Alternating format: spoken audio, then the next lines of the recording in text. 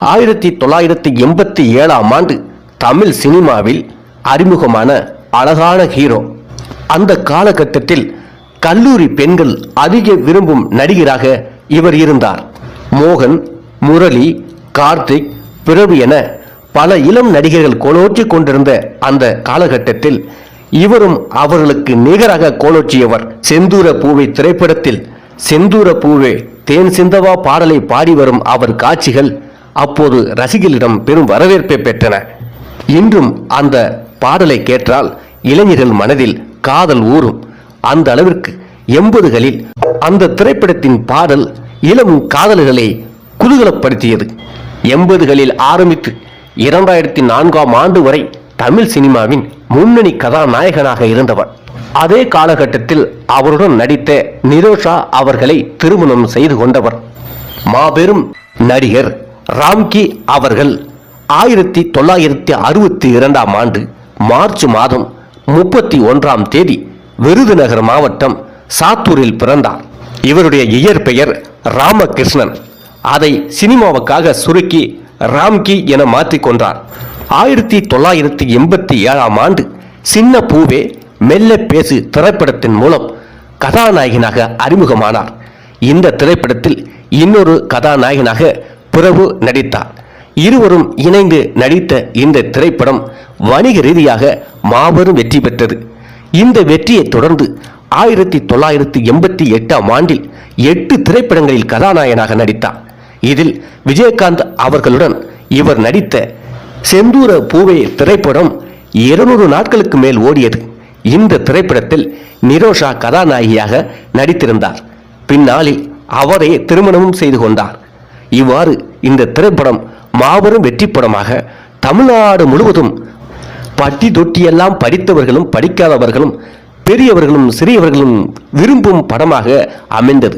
அந்த திரைப்படத்துக்கு பிறகு அவர் முன்னணி கதாநாயகனாக உயர்ந்தார். அதன் பிறகு தொடர்ந்து பூவிழி ராஜா என்ற திரைப்படத்தில் நடித்தார். அதன் பிறகு பறவைகள் பலவிதம் திரைப்படத்திலும் நடித்தார். இந்த திரைப்படங்களும் மாபெரும் வெற்றிகளை பெற்றன. இந்த திரைப்படம் 1989ஆம் ஆண்டில் வெளியானது. அதன் பிறகு தொடர்ந்து தொட்டில் சபதம், எல்லாமே என் தங்கச்சி, பெண் புத்தி முன் புத்தி, யோகம் ராஜயோகம், என் கணவர் போன்ற திரைப்படங்களில் நடித்தார். 1990ஆம் ஆண்டு மருதுபாண்டி என்ற கமர்ஷியல் ஆக்ஷன் திரைப்படத்தில் நடித்தார். இந்த படத்தை NK விஸ்வநாதன் என்ற இயக்குனர் இயக்கியிருந்தார். இந்த திரைப்படமும் அவருக்கு மாபெரும் புகழை பெற்று தந்த திரைப்படமாக அமைந்தது. அதன் பிறகு இணைந்த கைகள் என்ற திரைப்படத்தில் அருண் பாண்டியனுடன் இணைந்து இவர் நடித்திருந்தார். இந்த திரைப்படத்திலும் நிரோஷா அவர்கள் கதாநாயகியாக நடித்தார். இந்த திரைப்படம் மாபெரும் வெற்றி படமாக அமைந்தது. அதன் பிறகு 1991ஆம் ஆண்டில் மனோபாலா இயக்கிய வெற்றிப்படிகள் என்ற திரைப்படத்தில் நடித்தார். இதில் சரத்குமார் அவர்கள் வில்லன் வேடத்தில் நடித்திருந்தார். அந்த காலகட்டத்தில் சரத்குமார் பல திரைப்படங்களில் வில்லனாகவே நடித்துக் கொண்டிருந்த காலம். 1993ஆம் ஆண்டு ஆத்மா, தங்க பாப்பா, 1995ஆம் ஆண்டு மாயா பஜார், 96ஆம் ஆண்டு கருப்பு ரோஜா ஆகிய படங்களில் நடித்த மாபெரும் முன்னணி நடிகராக தன்னை நிரூபித்தார். 1997ஆம் ஆண்டுகளில் தாலி புதுசு, கல்யாண வைபோகம், சாம்ராட், தடயம், புதல்வன் ஆகிய திரைப்படங்களில் நடித்தார்.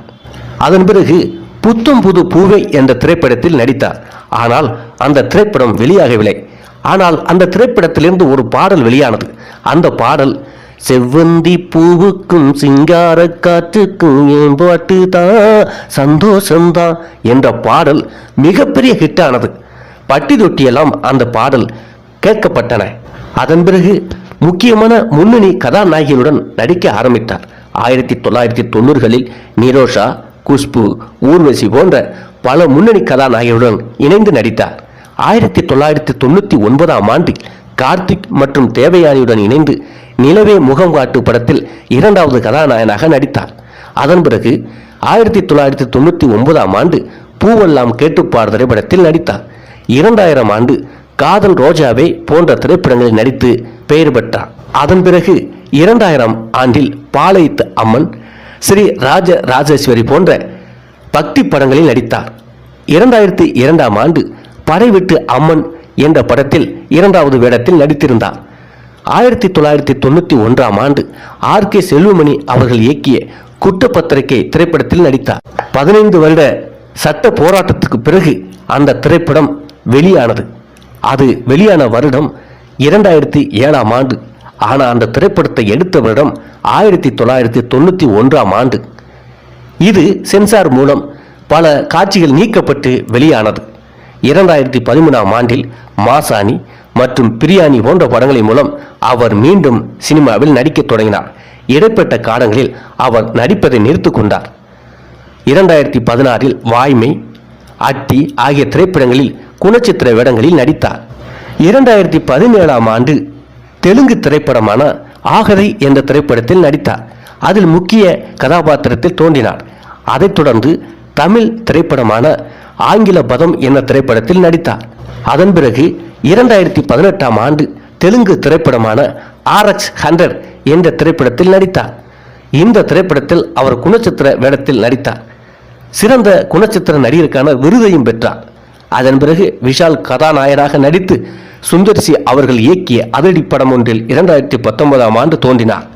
நடிகர் ராம்கி அவர்கள் 1995ஆம் ஆண்டு பழம்பெரும் நடிகை நிரோஷா அவர்களை திருமணம் செய்து கொண்டார்.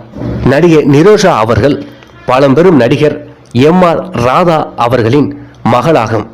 நடிகர் ராம்கி அவர்கள் நடித்த திரைப்படங்களையும் அது வெளியான வருடங்களையும் காணலாம்.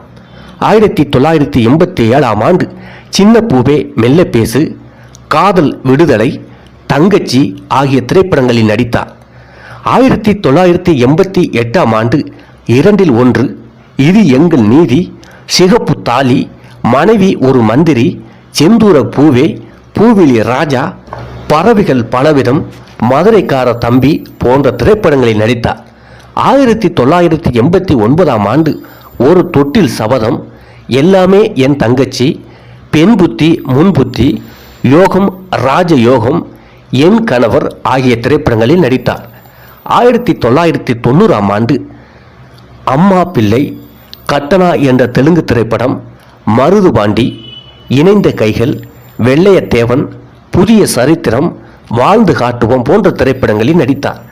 1991ஆம் ஆண்டு வெற்றிப்படிகள், பிள்ளை பாசம், மனித ஜாதி, என் பாட்டுக்கு சொந்தக்காரன் போன்ற திரைப்படங்களில் நடித்தார். 1992ஆம் ஆண்டு பலே ஜைதுலு என்ற தெலுங்கு திரைப்படத்தில் நடித்தார். அதன் பிறகு உயர்ந்தவன், சந்திரமதி, தோஷி ஆகிய திரைப்படங்களில் நடித்தார். தோஷி என்பதும் தெலுங்கு திரைப்படமாகும். 1993ஆம் ஆண்டு தங்கப்பாப்பா, தேர்ச்சி மதிப்பெண், ஆத்மா போன்ற திரைப்படங்களில் நடித்தார். 94ஆம் ஆண்டு சின்ன மேடம், உளவாளி, வனஜா கிரிஜா ஆகிய திரைப்படங்களில் நடித்தார். இதில் உளவாளி என்ற திரைப்படத்தில் வெளியான மொச்சக்கட்ட பல்லழகி முத்து முத்து சொல்லழகி திரைப்பாடல் இன்றும் ரசிகர்களிடம் பிரபலமாகி வருகின்ற பாடல். அதன் பிறகு 1995ஆம் ஆண்டு தொட்டில் குழந்தை, மாய பஜார் ஆகிய திரைப்படங்களிலும், 96ஆம் ஆண்டு இரட்டை ரோஜா, ராஜாளி, என் ஆசை தங்கச்சி, எனக்கொரு மகன் பிறப்பான், கருப்பு ரோஜா போன்ற திரைப்படங்களில் நடித்தார். 97ஆம் ஆண்டு தாலி புதுசு, ஓசே ராமுலம்மா என்ற தெலுங்கு திரைப்படம், தினமும் என்னை கவனி, புத்தம் புது பூவே, கல்யாண வைபோகம், ஆகா என்ன பொருள், சாம்ராட், ரவுடி தர்பார், தடயம், புதல்வன் போன்ற திரைப்படங்களில் நடித்தார். 1998ஆம் ஆண்டு எல்லாமே என் பொண்டாட்டி தான், 1999ஆம் ஆண்டு நிலவே முகம் காட்டு, பூவெல்லாம் கேட்டுப்பார் ஆகிய திரைப்படங்களில் நடித்தார். 2000ஆம் ஆண்டு காதல் ரோஜாவை, பாளைத்தம்மன் ஆகிய திரைப்படங்களிலும், 2001ஆம் ஆண்டு ஸ்ரீ ராஜேஸ்வரி, விஸ்வநாதன் ராமமூர்த்தி ஆகிய திரைப்படங்களில் நடித்தார்.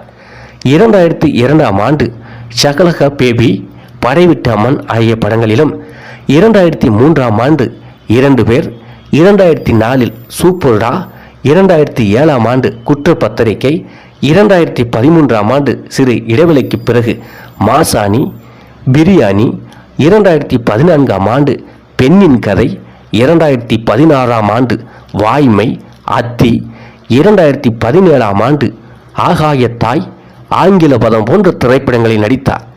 2018ஆம் ஆண்டு RX100 திரைப்படத்தில் நடித்தார்.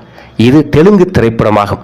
இந்த திரைப்படத்தில் நடித்ததற்காக சிறந்த துணை நடிகருக்கான விருது அவருக்கு வழங்கப்பட்டது. 2019ஆம் ஆண்டு செயல், 2020ஆம் ஆண்டு டிஸ்கோ ராஜா, 2021ஆம் ஆண்டு வேட்டை நாய், 2022ஆம் ஆண்டு மாறன் குருமூர்த்தி, 2023ஆம் ஆண்டு காவலில் போன்ற திரைப்படங்களில் நடித்தார். இவ்வாறு தன் வாழ்வில் 1980களில் கதாநாயகனாக ஆரம்பித்து 2004ஆம் ஆண்டு வரை கிட்டத்தட்ட 20 ஆண்டுகளுக்கு மேலாக கதாநாயகனாகவே பல திரைப்படங்களில் நடித்தவர். அதன் பிறகு 2023 வரை இன்று வரை முக்கியமான கதாபாத்திரங்களை தேர்ந்தெடுத்து நடித்து வருகின்றார். தமிழ் சினிமாவில் தனக்கென தனி முத்திரை பதித்த மாபெரும் நடிகர் ராம்கி அவர்கள்.